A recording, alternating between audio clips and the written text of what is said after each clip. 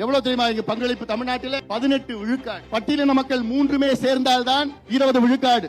ஆனால் ஒரே சமுதாயம், தனிப்பெரும் சமுதாயம் வன்னியர்கள் 18 விழுக்காடு. வன்னியர்களுக்கு 18 விழுக்காடு இடஒதுக்கீடு வேணும். 10.5 தான் இதை முதல் கட்டம். ஆனால் அவ்வளோ போராட்டத்துக்கு பிறகு அந்த 10.5 வாங்கி பிறகு திமுக ஆட்சி வந்தவுடன் அது சரியான முறையில் நீதிமன்றத்திலே வழக்காடாத காரணத்தால் தான் நீதிமன்றம் அந்த இடஒதுக்கீடை தள்ளுபடி செய்து ரத்து செய்தது.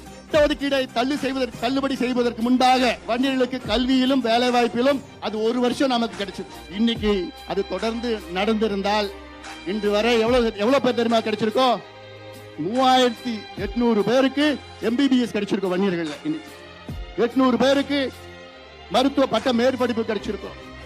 6000 பேருக்கு இன்ஜினியரிங் கிடைச்சிருக்கோம். 6000 பேருக்கு அரசு வேலைகளில் இடம் கிடைச்சிருக்கோம். 6000 பேருக்கு கிடைச்சிருக்கிறோம்.